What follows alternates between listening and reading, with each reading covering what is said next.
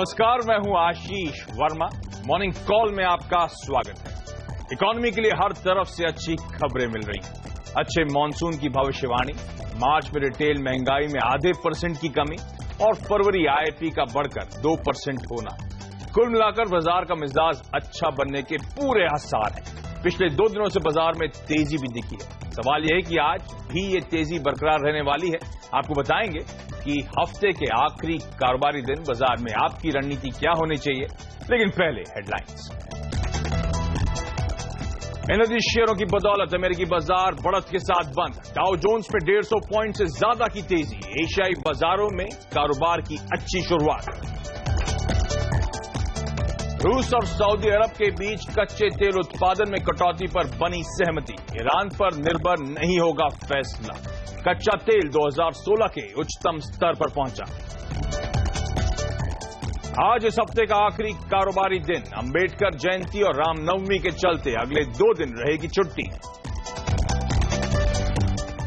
जो अभी तक का आकलन है वो सामान्य पर रहने की संभावना और इसकी निश्चित तिथि मानसून ऑनसेट के 2 सप्ताह पहले बनी।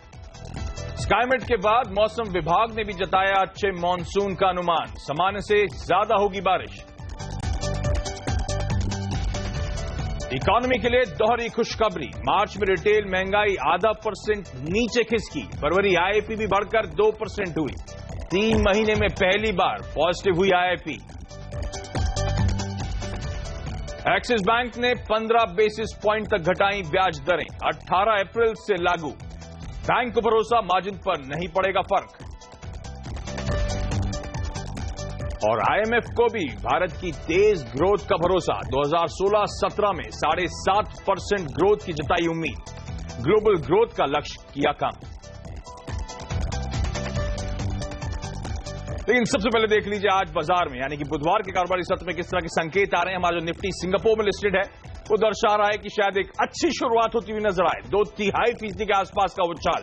ये सिर्फ बुधवार ही नहीं, ध्यान रखें हफ्ते का आखिरी कारोबारी सत्र भी है। और ग्लोबल मार्केट्स बेहतर नजर आएंगे आपको। अमेरिका में अच्छी खरीदारी, यूरोप में अच्छी खरीदारी, क्रूड में अच्छा उछाल देखने को मिला।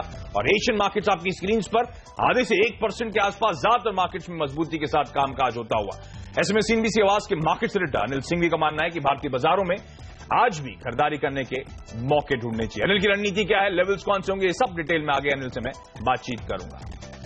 लेकिन सबसे पहले आपको बता दें कि आज बाजार में कैसा कारोबार हो सकता है। मजबूती के साथ एक्सपेक्टेड है। मजबूती आज के ट्रेड में आपको देखने को मिलेगी। लेकिन जो मजबूती आ रही है उसकी बड़ी वजह है कच्चे तेल में जो उछाल आ रहा है। ध्यान रखें कल 4% की मजबूती आई। जैसे हमने हेडलाइन में मेंशन करा कि शायद इस रविवार को दोहा कतर में जो बैठक होने वाली है उसमें शायद आउटपुट फ्रीज को लेकर एक सहमति बन सकती है। कच्चे तेल में रणनीति का है तो आगे डिटेल में समझेंगे। लेकिन इस मूव के बाद कच्चे तेल के हमने देखा दुनिया भर के इक्विटी मार्केट्स में खरीदारी आती हुई। मैं सबसे पहले जाना चाहूंगा अपने सहयोगी डिम्पी कालरा के पास। डिम्पी, अच्छा खासा पॉजिटिव मोमेंटम। हम पिछले 2 दिनों से तो मजबूती दिखा रहे थे। आज भी जो लैंडस्केप है ग्लोबली परफेक्ट है हमारे लिए अच्छे दिन के लिए। बिल्कुल कह सकते हैं कि क्रूड आपको पूरी तरह से सपोर्ट करेगा। असल में क्रूड के अगर आप न्यूज फ्लो देखें तो पिछले 1 हफ्ते में कुछ बदला नहीं है, ना ही प्रॉफिट बुकिंग आई है। ये रेयरेस्ट ऑफ रेयर मिलता है कि क्रूड के अंदर जब आप इस तरह का मोमेंटम देखें उसके बाद भी आप ठीक एक बड़ी मीटिंग से पहले भी ये मोमेंटम कायम रहे, प्रॉफिट बुकिंग आए ही नहीं। ये बहुत इंपॉर्टेंट है। एक तो पहले क्रूड के अंदर, दूसरी इंपॉर्टेंट सीएनबीसी आवाज ने सबसे पहले आपको ये बताया था कि इस बार हो सकता है भले ईरान पार्टिसिपेट करे या फिर नहीं करे, लेकिन रूस की जो मेहनत है वो शायद रंग लेके आ सकती है। और 17 तारीख को जो एक अहम बैठक होने वाली दोहा में उसको लेके हो सकता है प्रोडक्शन फ्रीज आ जाए। इस तरह की रिपोर्ट्स अब आती हुई दिख रही हैं। तो यही एक बड़ी वजह है जो कि कच्चे तेल को लगातार स्ट्रेंथन किए हुए, मजबूती दिए हुए हैं। दूसरी इंपॉर्टेंट बात अगर आप देखें तो टेक्निकली भी कच्चा तेल 200 दिन की मूविंग एवरेज पे साल 2014 के बाद आया है। यानी कि करीब 2 साल के बाद कच्चे तेल में एक टेक्निकल बाउंस भी देखने को मिल रहा है, ना केवल सिर्फ न्यूज फ्लो के बेसिस पर है। इसलिए क्रूड की जो इंपॉर्टेंस है बाजार समझता है। इसलिए सिर्फ और सिर्फ क्रूड के ही एंगल पे कल सारे बाजार आपको झूलते हुए दिखे, खासकर अमेरिकन मार्केट्स जो कि करीब बढ़त के साथ बंद हुए। इनफैक्ट दिन के उच्चतम स्तरों पर बंद हुए जब 4.5% क्रूड ने तेजी दिखाई है। इसके अलावा अमेरिका में 2 एक अहम आंकड़े आए जिसमें पिछले 9 महीने में मार्च का जो इंपोर्ट प्राइस है वो भी 0.2 बढ़ा। इट्स अ गुड इंडिकेटर कि जब आप इंपोर्ट कर रहे हैं उसकी प्राइसिंग आपने बढ़ा दी है। साथ ही स्मॉल कारोबार का जो इंडेक्स है वो थोड़ा सा नेगेटिव आया, वो 2.5 साल के निचले स्तरों पर आ गया है जो कि करीब 92 के आसपास है। तो 2 इकोनॉमिक इंडिकेटर आए, लेकिन 2 इकोनॉमिक इंडिकेटर भी आना बाकी हैं, जिसमें रिटेल सेल्स के आंकड़े आज ही आ जाएंगे यूएस में। इस पर आप जरूर ध्यान रखिएगा, इसका बड़ा असर पड़ेगा। साथ ही बेरोजगारी दर के आंकड़े भी शुक्रवार को जारी होने हैं, क्योंकि हमारे इंडियन मार्केट्स तो नहीं होंगे, लेकिन सोमवार को उसको हम डिस्काउंट जरूर करेंगे, जो बेरोजगारी दर के आंकड़े यूएस के अंदर आते हुए दिखेंगे। इसके अलावा यूरोप में हमने देखा है कि वहां पे माइनिंग शेयरों में काफी तक स्ट्रेंथ थी, तो वहां पे एक स्ट्रेंथ बनती हुई दिखी, और एशियन बाजारों में येन की कमजोरी पॉइंट टू बी नोटेड होगा। ओके, तो ग्लोबल संकेत अच्छे हैं। उधर मॉनसून के मामले में भी अच्छी खबर आई है। 2 साल लगातार सूखे के बाद इस साल देश में अच्छी बारिश की उम्मीद है। स्काईमेट के बाद सरकारी एजेंसी भारतीय मौसम विभाग ने भी इस पर अपनी मुहर लगा दी है। मौसम विभाग ने सामान्य से 8 से 10% ज्यादा बारिश की संभावना जताई है। ऐसे में सूखा और खेती किसानी की दिक्कत दूर हो सकती है।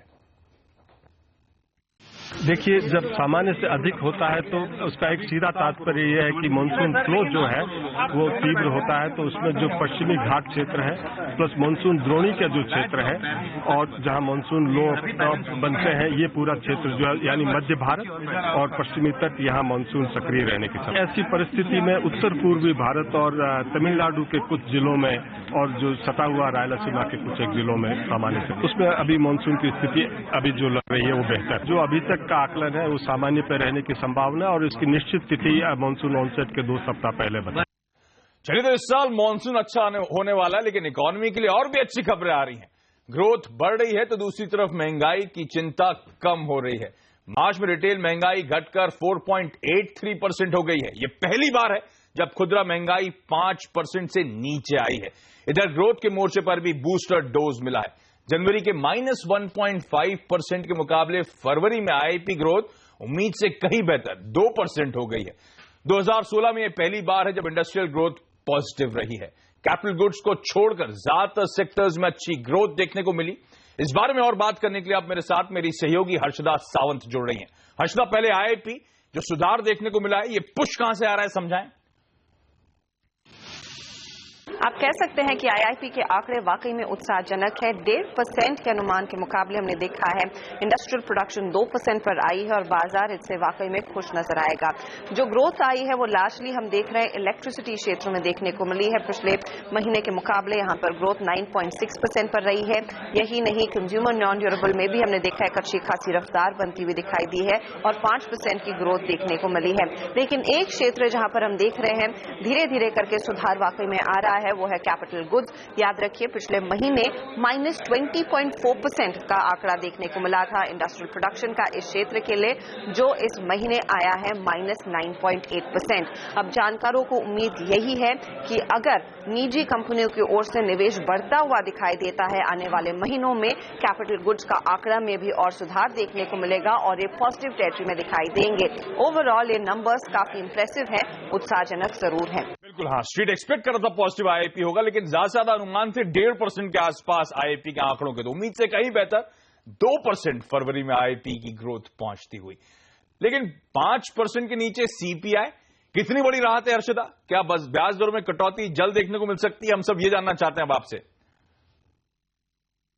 सीपीआई का 5% के नीचे आंकड़ा आना, इसका अंदाजा बिल्कुल नहीं था। 4.83% एक वाकई में सरप्राइज है। और यहां पर भी हम देख रहे हैं, अगर आप डिफरेंट पैरामीटर्स देखिए, चाहे वो ग्रामीण इलाकों की महंगाई हो या फिर शहरी इलाकों की महंगाई, वहां पर कमी आती हुई दिखाई दी है। जो एक बहुत मजबूत फैक्टर हमने देखा है, जो दलहन है उसकी कीमतें कुछ चेक में आती हुई दिखाई दी है, उस पर लगाम लगी है और साथ ही सब्जी की कीमतों में भी हमने देखा है कुछ गिरावट आई है।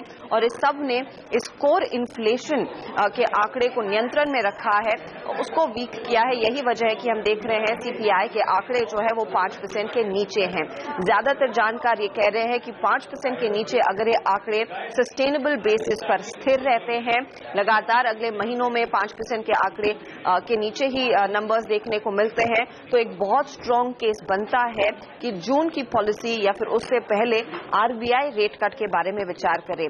जो मॉनसून का फोरकास्ट आया है उसके चलते भी हमने देखा है काफी ज्यादा उत्साह है और उम्मीद यही है कि महंगाई और भी नियंत्रण में रहेगी और धीरे धीरे करके हम देखेंगे इन आंकड़ों में और भी फर्मर नंबर देखा जाएगा। ओके, तो डोमेस्टिक फ्रंट पे जो तमाम आंकड़े आ रहे हैं वो भी पॉजिटिव हैं, लेकिन आपको याद होगा भारतीय बाजार के लिए हफ्ता वैसे भी अच्छा रहा है। सोमवार को बहुत smart intraday recovery Indian markets में आई थी ग्लोबल क्यूज के तर्ज पे।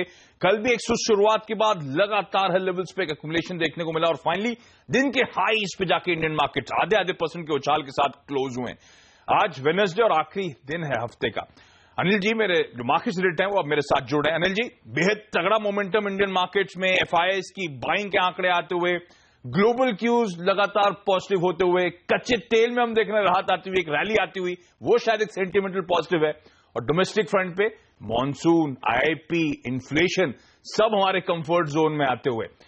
बस एक ही दिक्कत की बात है कि एक्सटेंडेड वीकेंड जो हमारे सामने स्टेयर कर रहा है, हमारे सामने जो खड़ा हुआ है, ऐसे में रणनीति क्या बनाऊं? एसजीएक्स दिखा रहा है आधे % के आसपास का उछाल आने वाला है, लेकिन क्या दिन के दौरान मुनाफा वसूली का दबाव हावी हो सकता है क्या?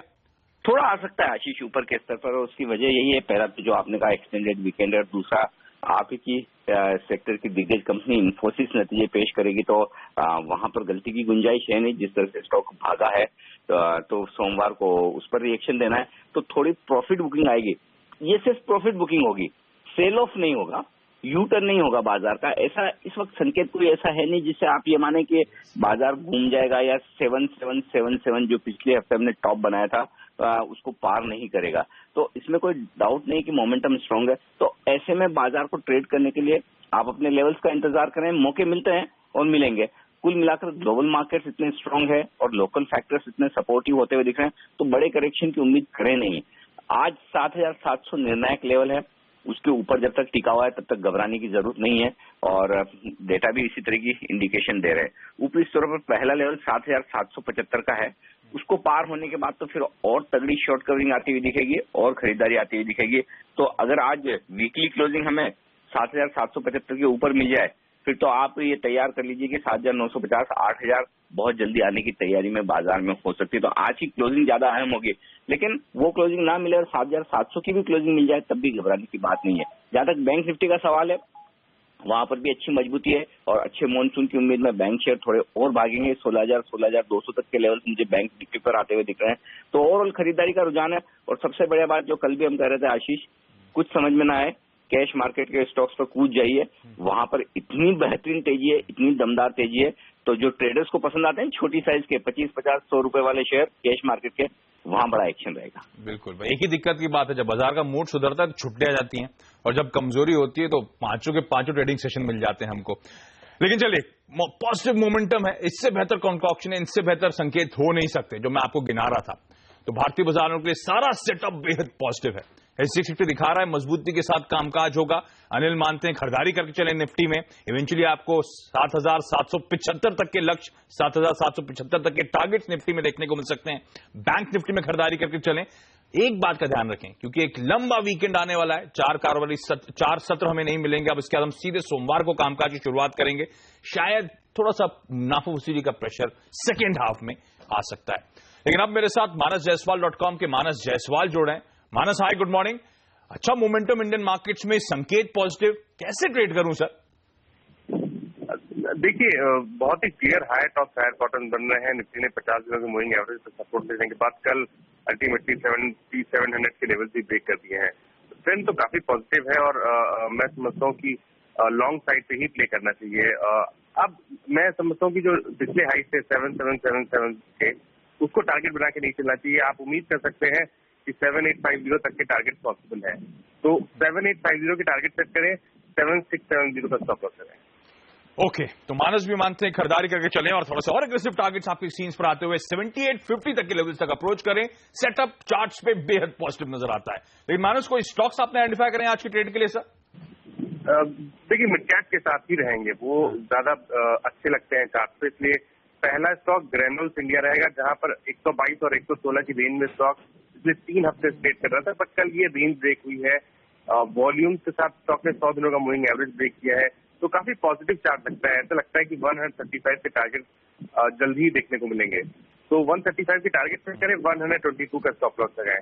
तीसरा स्टॉक रहेगा जैन इरिगेशन का, जहां पर 50 रुपए से हाई टॉप हायर बॉटम बन रहे हैं। कल एक अहम रेजिस्टेंस 61 का ब्रेक हुआ, स्टॉक 200 दिनों के मूविंग एवरेज के ऊपर ट्रेड कर रहा है। तो मैं समझता हूँ यहाँ पर भी अभी आपको एक्सटेंड हो सकता है। स्टॉक कम से कम 68 के लेवल्स को टच कर सकता है, इसलिए 61 के स्टॉप लॉस के साथ यहाँ पर भी लॉन्ग पोजीशन बनाने की राय रहेगी।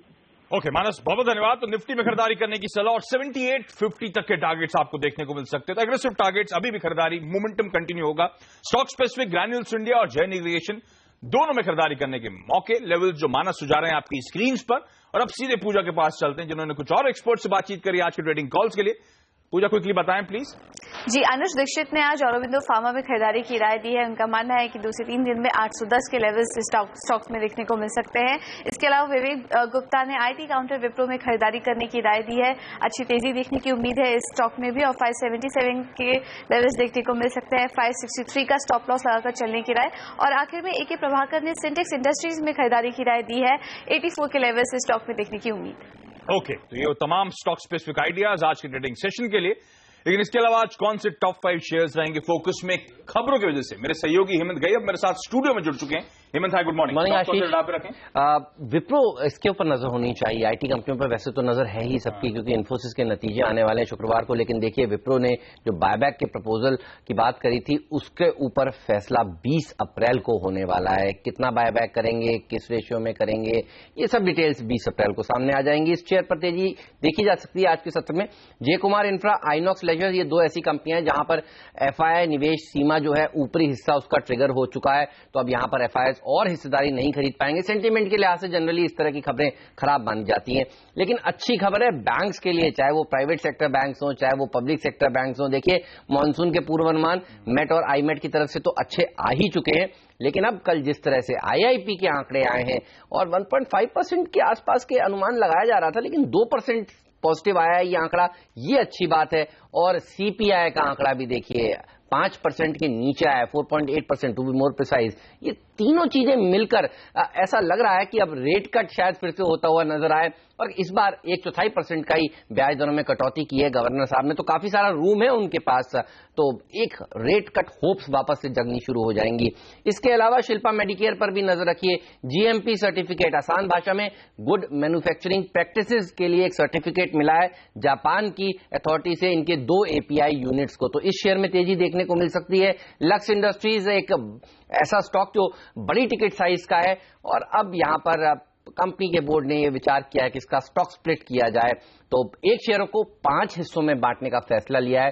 तो सेंटीमेंट के लिहाज से स्टॉक स्प्लिट बेहतर माना जाता है, तो पॉजिटिव खबर कह सकते हैं। ओके, तो IT रडार पर रहना चाहिए वैसे भी, क्योंकि रिजल्ट्स की शुरुआत होने वाली है इस लंबे वीकेंड के बीच में, जब इन्फोसिस अपने रिजल्ट्स घोषित करेगा। और उसमें भी विप्रो जो अपने रिजल्ट्स के साथ शायद एक बायबैक विचार कर सकता है 20 अप्रैल को।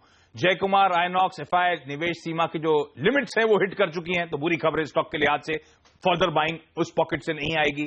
तमाम बैंक्स, क्योंकि तो हमने जैसे बताया मॉनसून, IIP, इन्फ्लेशन के आंकड़े, ये सब कंफर्ट देना शुरू कर चुके हैं, तो होप जागेंगी शायद ब्याज दरों में कटौती की। शिल्पा मेडिकेयर, जहां पे जापान से एक GMP सर्टिफिकेट मिला है इसके प्लांट को, पॉजिटिव खबरें। लक्स इंडस्ट्रीज लगातार खबरों में था, और अब खबरें हैं कि एक स्टॉक स्प्लिट, क्योंकि टिकट साइज स्टॉक का बड़ा है शायद, इसीलिए उस स्टॉक स्प्लिट की मंजूरी बोर्ड ने दी है। तो इस स्टॉक के लिहाज से भी एक पॉजिटिव खबर आती है। इन सब स्टॉक्स पे आज ट्रेड के दौरान आप रडार पे रखें, इनमें शायद आज हरकत देखने को मिले। लेकिन यहां पे एक छोटा सा ब्रेक। कच्चे तेल में गजब का मोमेंटम है, उसके चलते सोने में हमने देखा थोड़ी सी मुनाफिजुली का दबाव इंट्राडे में आता हुआ देखा कल इंटरनेशनल मार्केट्स में। ऐसे में आज रणनीति क्या हो, इस पर बातचीत।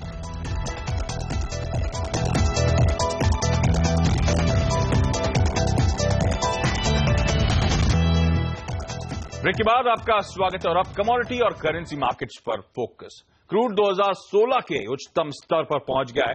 रूस और सऊदी अरब के प्रोडक्शन घटाने के फैसले के बाद क्रूड में ये तेजी आई है। नामेक्स पर भाव $41, ब्रेंट $44 के पार पहुंच गया है। डॉलर में मजबूती से सोने में गिरावट देखने को मिली है। कॉमेक्स पर भाव $1258 पर ट्रेड कर रहा है।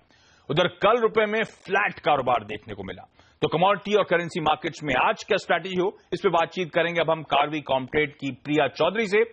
प्रिया जी, हाय, गुड मॉर्निंग। अच्छे संकेत आते हुए कि फाइनली दोहा कतर में जो रविवार को बैठक होने वाली है, शायद ईरान की असहमति के बावजूद एक आउटपुट फ्रीज हो सकता है, क्योंकि 2 बड़ी प्रोड्यूसिंग नेशन सऊदी अरेबिया और रशिया के बीच में कहा जा रहा है कि एक अंडरस्टैंडिंग रीच हो चुकी है। क्या एक्सपेक्टेड है मैम आज के ट्रेडिंग सेशन में, और यहां से कच्चा तेल कितना अप मूव दिखा सकता है इस बैठक से पहले तक? गुड मॉर्निंग आशीष। जैसा कि अभी आपने बताया कि रशिया और सऊदी अरेबिया के बीच एक अंडरस्टैंडिंग, एक आउटपुट को लेकर बात बन रही है, लेकिन आज एक्सपेक्टेड है कि US से इन्वेंट्री ज्यादा आएगी। जिसकी वजह से ये दोनों न्यूज बैलेंस हो जा रही है। और कल हमने कच्चे तेल में काफी उछाल देखा है, तो उसकी वजह से आज मुझे लगता है कि आज को प्रॉफिट बुकिंग देखने को मिल सकता है। तो मेरे हिसाब से आज के कच्चे तेल में सेल करके चलना चाहिए 2800 के लेवल पे, टारगेट 2710 का रखना चाहिए और स्टॉप लॉस 2840 का मेंटेन करें। अच्छा प्रिया जी, ये सच है कि कच्चे तेल में जो अपमूव्स आए हैं वो इस बैठक के चलते आए। अच्छा मान लीजिए अगर एक आउटपुट फ्रीज भी आ जाता है, ईरान अपना पंपिंग करता रहेगा, लगातार प्रोडक्शन बढ़ाता रहेगा, तो ये जो मोमेंटम आ रहा है एक्चुअली तगड़ा सेल ऑफ में कन्वर्ट हो जाएगा, क्योंकि अगर इस लेवल पे आउटपुट फ्रीज होता भी है तो भी डिमांड सप्लाई में एक मिसमैच बना ही रहेगा। मैम जी, आपने बिल्कुल सही कहा कि डिमांड सप्लाई में मिसमैच बनता रहेगा। तो यहाँ पे मुझे ऐसा लगता है कि आउटपुट फ्रीज होने से भी ज्यादा फर्क नहीं देखने को मिलेगा। तो संभल के रहें, ये जो खरीदारी आ रही है, तगड़े मूव्स आ रहे हैं, ट्रेडिंग कॉल्स हो सकते हैं, लेकिन शायद अगर आउटपुट फ्रीज की सहमति भी बनती है तो भी ध्यान रखें 1 मिलियन बैरल तो ऑलरेडी एक्सेस प्रोडक्शन होता है ग्लोबल मार्केट्स में इस समय। इन लेवल्स पे बरकरार रहा तो डिमांड सप्लाई सिचुएशन में कोई बदलाव देखने को नहीं मिलेगा। मैम सोना इंट्राडे में उछला, $1260 के ऊपर जाता हुआ नजर आया कल इंटरनेशनल मार्केट्स में। उसके बाद डॉलर में जो मजबूती है उसके चलते मेरे ख्याल से मुनाफा वसूली आई है। तो क्या ये दबाव कंटिन्यू होने वाला है आज की ट्रेडिंग सेशन में? सोने में भी बिकवाली के मौके ढूंढूं क्या? नहीं, मुझे लगता है कि आज सोने में खरीदारी करके चलनी चाहिए। जैसे यूएस से डेटा खराब आ रहे हैं तो मार्केट में एक्सपेक्टेशन बन के आ रही है कि अप्रैल में फेड अप्रैल की मीटिंग में इंटरेस्ट रेट नहीं बढ़ाएगा, तो जिसकी वजह से डॉलर थोड़ा कमजोर दिख रहा है और इसका फायदा आज रुपये पे देखने को मिलेगा। तो 29,300 के लेवल पे बाय करें, टारगेट 29,430 और स्टॉप लॉस 29,260 का मेंटेन करें। ओके, तो सोने में खरीदारी करने की सलाह। इनफैक्ट आपकी स्क्रीन पर प्रिया जी की चांदी की पिक भी आती हुई, उसमें भी उनका मानना है खरीदारी करें। प्रिया जी क्विकली बता दें रुपए में किस तरह का कामकाज एक्सपेक्टेड है आज और रणनीति क्या हो? आज जी रुपए की अगर बात करें तो मुझे लगता है कि रुपए में आज सेल करना चाहिए 66.35 के लेवल पे, टारगेट 66.20 और स्टॉप लॉस 66.43 का रखना चाहिए। अगर इसके फंडामेंटल की तरफ देखें तो कल इंडिया से सीपीआई डेटा एक्सपेक्टेशन से बेहतर आए, वहीं दूसरी तरफ जो आईएमडी के वेदर फोरकास्ट किया वो उन्होंने बताया कि वेदर नॉर्मल से अच्छा रहेगा। तो और दूसरी तरफ डॉलर भी वीक हो रहा है, तो इस सब का फायदा आज रुपये पे देखने को हमें मिल सकता है। ओके, बहुत बहुत धन्यवाद प्रिया जी। तो कच्चे तेल में बिकवाली करने के मौके 2710 के टारगेट, सोने में खरीदारी करके चलें 29,430 तक के लेवल्स तक अप्रोच किया जा सकता है और रुपए में बिकवाली के मौके टारगेट्स होंगे 6620 के। छोटा सा ब्रेक के बाद एक quick market check.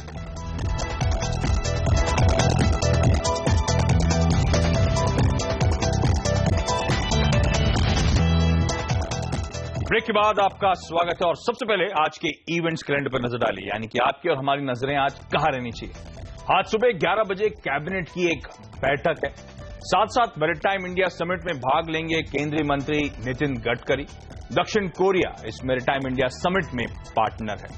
Supreme court में बीसीसीआई रिफॉर्म्स पर आज सुनवाई फिर से होनी है और साथ साथ डीआरटी यानी कि डेट रिकवरी ट्राइब्यूनल में विजय माल्या पर कर्ज के मामले में आज सुनवाई होनी है।